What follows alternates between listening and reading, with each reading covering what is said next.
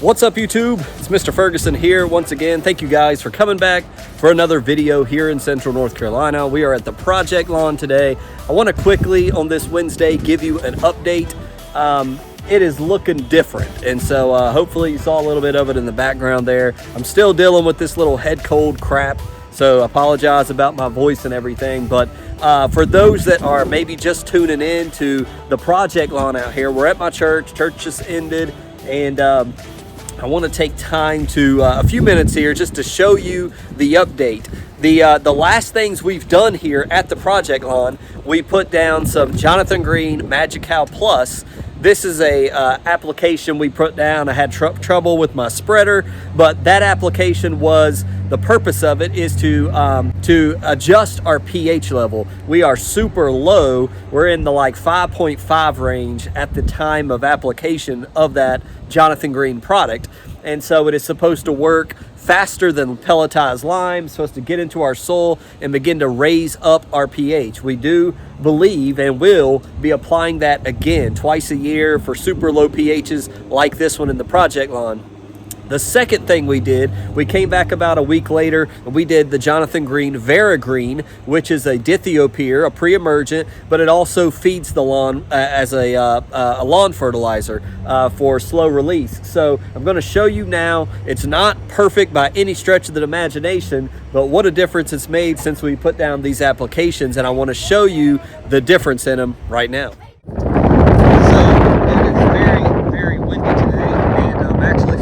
Wife's phone because mine is almost dead. But number one, POA. My goodness, the POA has come out in force. And sorry about the wind, but man, you can see all along the fence line right here, all the way down, the POA annua is just, it's really popped up a lot. Now, that is not unexpected. If you see this in your lawn, you don't know what it is, that is POA annua. These little seed heads, we want to bag that when we mow if at all possible. So if you're seeing this in your lawn, you want to bag it. You don't want to throw these seed heads into your turf because they'll lie dormant and they may not even pop up next year. They may pop up 2 years from now. So it is a problem cool season weed. The good part is here in North Carolina, right around the end of April, it will start dying on its own. We don't have to spray and kill it. Really, there's nothing besides tenacity is something that will suppress POA annua, but it's already, we would need a post-emergent. There's nothing really out there because it's a cool season weed in a cool season lawn. That's what makes it more difficult. So we've got a lot of this popping up here on the edge of the fence, and you can just see it in force. Not much we can do about that. We're just gonna have to deal with it, suck it up.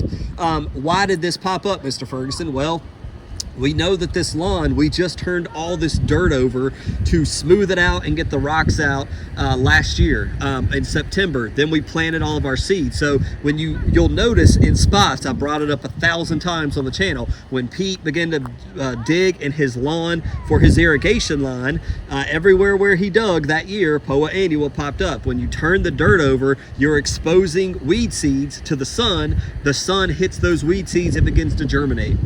So we're seeing that in the project lawn.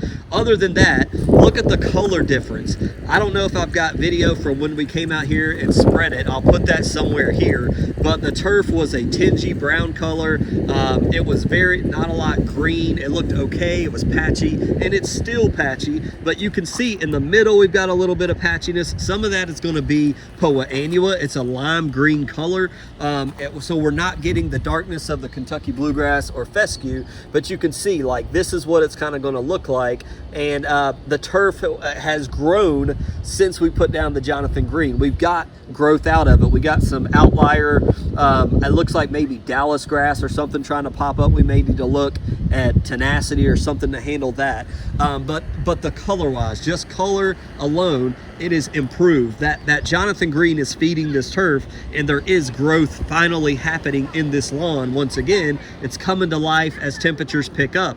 Again, it's not perfect. We put down the Magi-Cal Plus, and so that is not going to automatically bring us up to where we need to be pH wise. We got to be patient. It's a process. So we're documenting all these videos of updates, application updates to show you one day, hopefully this is going to look just as great as my lawn does, and we can go back and look at where we are. We're dealing with POA this year. We're going to deal with these weed seeds, but we're going to try to handle this with something like ethofumicate in the fall coming up, fall 2024. When we overseed this, we'll put something like POA Constrictor down, an ethofumicate product that will help to try to prevent POA, because we're going to have that issue that we have in cool season lawns where we need to overseed, but we also want to prevent POA annua in the lawn, and it's hard to do both. But ethofumicate is a product that's safe to put down with overseeding. So we'll talk more about that when we get closer to fall. But all in all, you can see the color is looking great. It's beginning to be fed, and I believe some of the Kentucky bluegrass, as it comes to life, is going to continue to spread, fill in some of the gaps. Again, POA annua, everywhere we planted seed, we got POA. So you guys know how much my channel literally started because of POA annua when True Greens came and was talking to me about POA annua. This area super thin. We got patchy areas here. Again, hopefully some of this will fill in just by spring alone. It's going to fill in on its own. But if not, we're going to be overseeding in the fall. We just want to maintain what we have for now. I'm concerned a little bit along the fence line. It's hard to see it in the shadow, but all along the shadow of the fence line, we've got POA. It's thin, it's limey, more of the good grass. Now that could be because some of the water washed the good seed down here and it germinated here. I don't know, we'll see, but it is very POA-y. That's not even a word, but you know what I mean. A lot of POAs mixed in with the bluegrass and the fescue over here. I haven't walked over here yet to see the difference. Man, it is that Jonathan Green. I'm going to tell you guys that Vera Green really did green this thing up a lot. It has come out of the dormant look. We haven't had temperatures. We're low today. We're only going to be about 60 today. That's pretty cool. This week we're getting up to 80. So I mean 78 degrees, close to 80 degrees this week. So more growth is going to begin to happen. I want to try to mow this ground here, this lawn. I want to try to keep this mowed between 3.5, probably just for the year to come. We don't want to spread the POA seeds, although if we just leave it up to our caretaker who does the lawn here, he's on a big, he's on a riding mower. I don't think he has a bag, so we're probably not going to be able to bag it unless I bring my mower up here. But man, it is looking better. We did that Speed Zone application, if y'all recall, and it has definitely killed. You remember that big, huge broadleaf weed? It has jacked it up. It is, you see what 2,4-D does? It just eats away at the plant. So that is awesome to see, and it looks pretty good. It's not perfect. It's a little more thin than I like. I would rather go heavy, but it's not bad. This is baby grass. This is 6-month-old or so baby grass, right? It's or maybe 8-7 months, but it is new seed. We don't even have a year's worth of grass out here. So this is the beginning. We got some, look, we got some purple. It's kind of pretty actually. We got some of these purple violet maybe looking flowers popping up. I don't know if I've ever seen that. So if you have that in your lawn or see it in your lawn, let me know. A couple more over there, little purple. I don't know what those things are. I hope they're not a problem plant for us, but it's a brand new wild dirt. Here's some more of the purple looking plants we got going on right here. So they're kind of pretty actually at a church, kind of purple and green, and kind of a cool little combo there. But man, it's looking better over here a lot. There was real dingy right here in the middle, and I'm noticing a more uniform green across the whole thing. So shout out to Jonathan Green. Thank you so much for the Vera Green. Even Mr. Kevin shared with me this morning, that's what he's going to try this year, is the Jonathan Green Vera Green with the Dithiopyr to prevent, and also to feed it and green it up some. So he shared that with me as well. And then some of the outliers, like we got some of these wild grasses. I'm not sure what these are. Again, it looks like either, I'm guessing just off the top of my head, it's either a goose grass, a Dallas grass, a quack grass, something like that. One of those three, if I had to guess, seems to be what's popping up. Another one over there. But all in all, guys, look at the improvement, and hopefully you was able to see the before and after. There is a difference, and I think the more we get our pH in line with this lawn, it's going to look even better.